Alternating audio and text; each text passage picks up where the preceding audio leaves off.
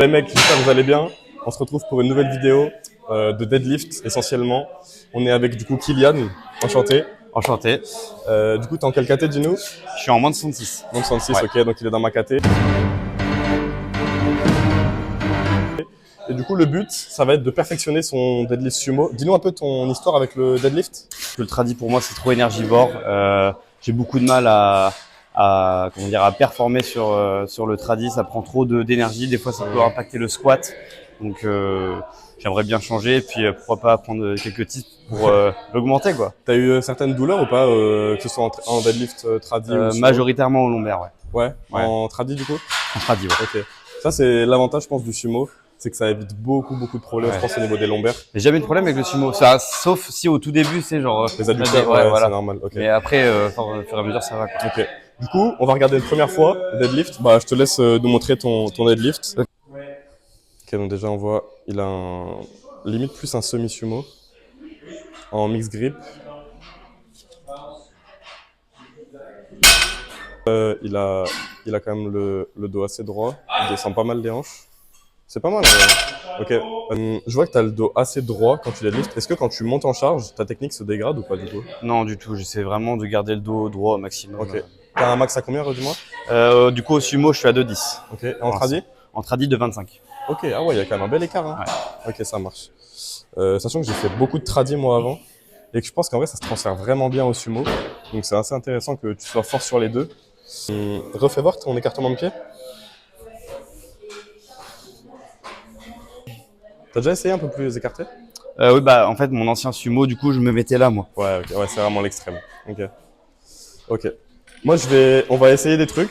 C'est Ouais. pas, c'est des tests. C'est pas dit que ça fonctionne sur toi, tu vois. On va essayer. Donc tu vas rester en mix, ça c'est pas un problème. On s'en fout. Tu vas essayer de mettre tes tibias au niveau des anneaux, donc légèrement plus écarté que ce que tu es, mais moins écarté que ce que tu étais avant. Donc en gros, on va garder environ 5 cm entre la barre et ton tibia pour que du coup, quand tu viennes rentrer les hanches dans la barre, tu vois que tu viennes pas, si t'es trop proche, Ouais. tu vas juste te mettre un penalty Ok, dans la oui. barre, tu vois. Est-ce que tu penses savoir slacker ou pas? Je pense, oui. Tu penses savoir slacker? En gros, le plus important au deadlift, la première chose à apprendre, ça va être la position de départ. En gros, si la position de départ est bonne, c'est exceptionnel. Si au contraire elle est pas bonne, le deadlift ne pourra jamais être perfectionné et on pourra jamais être vraiment optimal parce que la position de départ, c'est comme son nom l'indique, c'est le départ et c'est vraiment le début de tout. Si t'as pas une bonne position de départ, tu pourras pas lock correctement, tu pourras pas ouvrir les genoux correctement, tu pourras rien faire correctement. Donc c'est vraiment le premier truc à bosser, ça va être la position de départ. Juste, tu fais un slack et tu te mets en position de départ. Donc, en gros, tu slack, tu te mets en position de départ et tu bouges pas. Ok.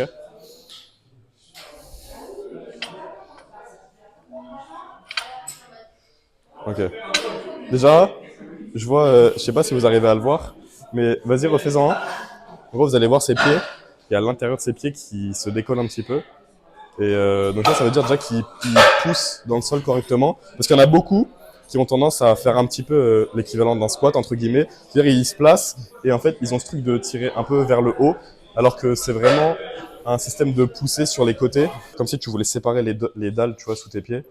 Et pour moi, c'est comme ça que tu peux ouvrir les hanches correctement, tu vois. Donc c'est intéressant que tu le fasses bien, parce qu'il y en a beaucoup qui ne le font pas. En vrai, c'est hyper sous-estimé. Vas-y, refais-en un. Ok, déjà, essaye ton pied, celui-là, de l'ouvrir légèrement plus. Un tout petit peu moins. Un tout petit peu moins. Ouais, voilà. Et vas-y, fais une rep. Une rep entière? Ouais.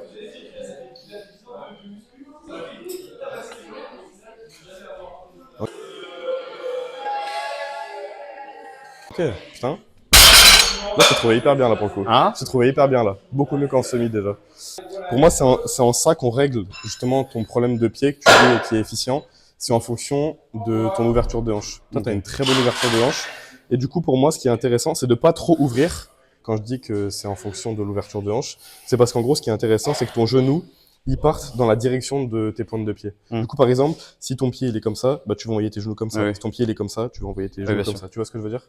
T'as déjà fait du halt deadlift? Lever, pause. Ouais, c'est ça. Euh, Tac. Tu rentres et tu fais juste ça. Ok. Et tu m'en fais 3, tu prends ton temps entre les reps, qu'on ait le temps de regarder. Ok. Donc, pareil, essaye de bien envoyer tes genoux vers tes pointes de pied, d'ouvrir les genoux correctement. Ok, encore une. Encore une. Ok, c'est bien. Tu te sens comment, toi, en termes de ressenti? Moi, personnellement, ça va. Tu te sens bien? Ouais. Ok. Tu m'as dit que du coup, tu avais du mal à savoir dans quelle position être efficient, donc C'est ça. en termes des pieds. Comment tu le sentais, ça, ce problème-là? Quand je tirais au début, donc comme ça, dès le début, en fait, j'avais comme une sensation je force pas, en fait. Deux? J'ai l'impression de pas forcer sur les jambes. Ok, ouais, parce que pour moi, tu étais trop écarté. Et c'est ce truc-là, justement, où je trouve que quand tu ouvres trop les pointes de pied, tu sais, tu as tendance à désactiver certaines zones de tes adducteurs, surtout. Et du coup, je pense que c'est là où tu as tendance à perdre de la force, tu vois. En gros, là, on va monter un peu en charge parce que 120, ça reste très léger. Et forcément, vous le savez, quand c'est léger, on n'a pas tendance à faire des erreurs techniques. Donc, c'est pour ça qu'on va monter un petit peu, juste pour qu'on se rende compte, avec de la charge, ce que ça donne, s'il y a des problèmes qui se créent ou si juste, techniquement, il est bien. Donc, on voit aussi que c'est intéressant. Il prend son bracing en bas. Ok, refais-en une. Ok, déjà. Une dernière. Ok. Pour expliquer, je vais montrer. À 120, il a une très bonne ouverture de hanche. Parce que, comme je l'ai dit, du coup, c'est léger. Et ça peut être inconscient. Mais du coup, dès qu'il y a de la charge, mettre de la charge et du poids sur les adducteurs, c'est quelque chose qui peut faire peur. Et du coup, ce qu'on a tendance à faire pour se protéger, et en vrai, c'est normal, c'est en gros de rentrer un petit peu les genoux pour mettre moins de tension sur les adducteurs. C'est en gros le réflexe qu'on a. Il fait comme ça. Et en gros, il a tendance à rentrer les genoux. Pas à ce point-là. Mais du coup, en fait, ce qui est hyper important à voir, en gros, quand tu as une bonne ouverture de hanche, c'est assez facile en fait d'être assez droit au démarrage. Vous voyez, mon buste, il est assez droit. Tandis que si j'ai tendance à rentrer les genoux, ça va faire ça. Mes tibias ils vont toucher la barre, je vais avoir les hanches plus hautes et je vais être penché en avant. Et c'est un peu ce qui s'est passé à 150, tu vois.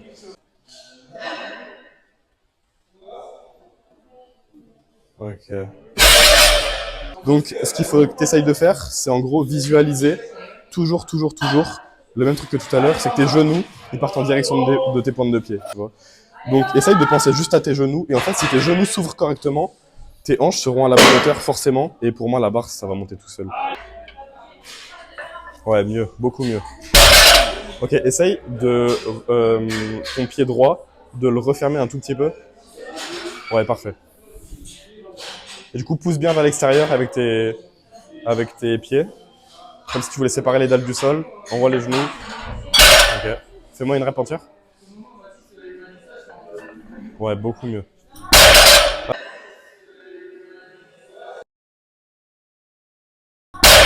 Ah, c'est déjà 100 fois mieux que la 150 d'avant. Il va nous faire un deadlift du coup avec sa technique habituelle.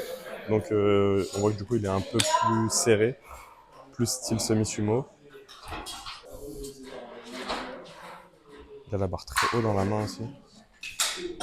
Ok. Magnifique, parfait. Toi t'as la barre, pour moi, tu sais pourquoi ça se déchire ta main? T'as la barre beaucoup trop haut. Tu la mets là, là.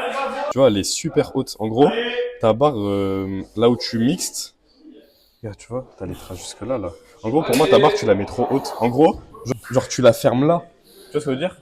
Et du coup, genre ici, tu te baises. Tu vois ce que je veux dire? Ouais. Alors si tu la mettais là, dans le creux, pour moi, t'aurais pas ce problème. Je me dis peut-être que si je la mets trop justement basse entre guillemets, Ouais. le problème de grip il pourrait être Non, au contraire. présent. Parce qu'en gros, si ta barre, tu la mets ici, donc tu la mets très haute comme toi là, en gros, pour moi, elle, justement, c'est à ce moment-là où elle glisse et si elle descend là. Et pour moi, si elle descend là, genre sur ta rep, c'est mort parce qu'en gros, elle va descendre un petit peu, tu pourras pas la retenir. Tu vois ce que je veux dire? Alors, si tu la commences déjà avec la rep ici, pour moi, ici, ton grip jamais il lâche. C'est impossible. Du coup, on va essayer. Donc là, on a la vidéo. On va essayer. Tu vas nous en refaire une avec du coup l'ouverture, enfin De tout l'écartement à de l'heure pied et de tout à la l'heure prise. et d'essayer de la mettre un petit peu plus basse. Ok. Donc pareil, un bon slack. Les genoux en direction des pointes de pied. On ouvre bien les genoux. On pousse vers l'extérieur. Voilà. Ah bah mec. Je sais pas comment tu le sens en termes de ressenti, mais pour moi c'est le jour et la nuit. Ah ouais. Ah, je te jure. Que ce soit l'ouverture, enfin l'écartement des pieds et et la barre plus basse dans la main, tu le sens comment toi? Là, je me sens mieux là, Tu sens mieux pour là? le coup, ouais. Je me dis, est-ce que sur plus, ça va pas justement glisser, quoi? Est-ce que tu crois qu'on peut monter un petit peu ou pas? Genre 190? Ou ça fait beaucoup? On peut, ouais, on peut voir. Ça va, On peut c'est. essayer? Ouais, on peut essayer. Vas-y. Bien. Il y a légèrement ton genou droit du coup qui s'est genre refermé légèrement, mais parce que du coup on est monté en charge. Ce que je dis là, le conseil est d'ouvrir les genoux, d'avoir une bonne ouverture de hanche, etc. C'est quelque chose qui est important, mais qui prend du temps parce que le corps il est pas forcément habitué à ça. Et du coup, genre là 190, on voit que tu as eu légèrement plus de mal à le faire, mais parce que aussi il y a une certaine contrainte sur les adducteurs, tu vois ce que je veux dire. Donc c'est normal que ça prenne du temps. Et je sais que quand tu vas arriver proche de ton max, il y a des fois où tu verras, tu pourras pas forcément ouvrir autant que tu le souhaites et autant que tu le fais sur des charges plus basses, parce que juste ton corps te le permet pas encore, tu vois. Mais c'est un truc qui va venir avec le temps. Et, je me suis rendu compte que du coup, là il a, pareil, je vous mettrai un ralenti, là les genoux qui sont rentrés encore. Bien.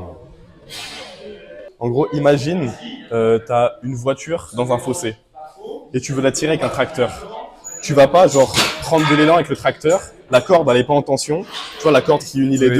deux, tu vas pas prendre de l'élan et genre accélérer. Parce que Et du coup, après, tu vas te retrouver. bah, sinon juste tu vas bousiller la voiture, tu vois, tu vas arracher le châssis. Alors que du coup, si tu avances très lentement avec le tracteur, tu tends la corde, et une fois que la corde elle est tendue, tu commences à tirer la voiture, bah ça va mieux se passer, tu vois. Alors si tu tires la corde d'un coup, bah juste tu vas arracher tout le pare-choc et c'est mort, tu vois. C'est un peu la même chose. Donc vraiment, à là mettre la tension, et ensuite rentrer les hanches, et ben tes hanches, vu qu'elles sont déjà sous tension, elles sauront qu'elles doivent forcer et elles vont rester dans la bonne position. Alors qu'en fait, si tu fais ça et que là tu rentres les hanches, là tu vas forcer d'un coup et c'est là que tu vas avoir tendance à faire ça. Ok. Tu vois ce que je veux dire? Mettre la tension et après ancrer les Ouais, hanches. c'est ça. Et il faut pas lever les fesses trop haut. Parce qu'en gros là, Oui. j'exagère, tu fais pas ça, mais tu fais quand même ça, tu vois. Et pour moi, tu as les fesses trop hautes. Et du coup, tu as trop de distance à parcourir et tu peux pas garder cette tension-là, tu vois. Donc là, les étapes importantes, bon slack, bonne position de départ, bonne ouverture de hanche. Et ensuite, les hanches forcément qui se lèvent pas avant la barre, très important. Et ensuite, bon verrouillage, mais ça en fait, pour moi, si ta position de départ est bonne, que le slack est bon, bah, le verrouillage il se fait tout seul. Et pour moi, tes hanches ne se lèveront pas non plus si tu as une bonne position de départ. Allez gros, on y va!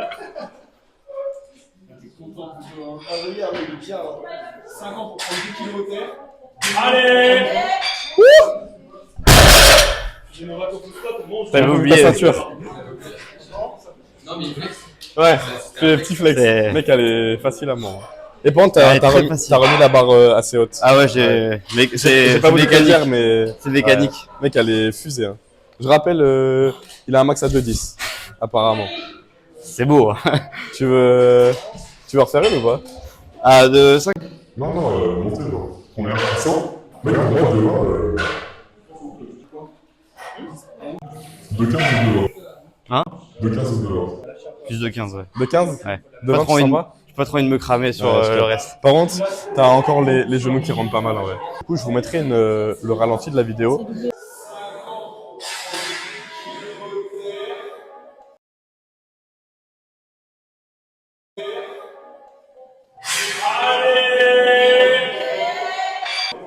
Au moment de tirer la barre, c'est là qu'il va, entre guillemets, mettre toute la barre en tension à ce moment-là. Et du coup, dès qu'il tire, bah, il y a tout qui rentre comme ça, si j'exagère. Et c'est vraiment ce truc-là qu'on veut éviter. Et c'est à ça que sert le slack, en fait. Voilà. Allez, gros, jusqu'au bout! Allez! Bien. T'as perdu le grip? Hein? T'as perdu le grip? Ouais. T'as pas mis de magnésie? Bon, t'as Si, pas de ouais. magnésie, quasiment. Je trouve que j'en ai mis, moi. Putain. En vrai, elle est vraiment facile. Ouais, Genre, je l'ai senti, ouais. elle monte très très vite. C'est juste le grip qui lâche, en vrai.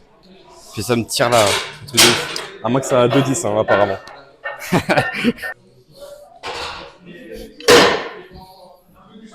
Allez, un bon slack, on pousse vers l'extérieur, on y va! Allez, gros!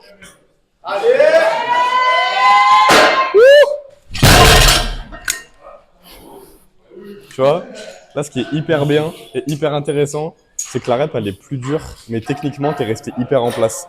Et tes genoux, ils se sont quasiment pas ouverts. Genre, franchement, techniquement, c'est la meilleure rep que t'as fait, je pense. Et pourtant, c'est la plus lourde. Mais franchement, techniquement, elle était hyper bien, franchement. Mec, c'est de 20 comme ça en une séance. Alors que squat bench avant. Il fait SBD. Franchement, c'est beau. Mec, tu l'as senti comment, toi? Donne-nous ton retour un peu. Dur. Et techniquement, Bien. tu t'es senti bien? Ouais. Genre pas de gêne, pas de douleur. Non, du tout.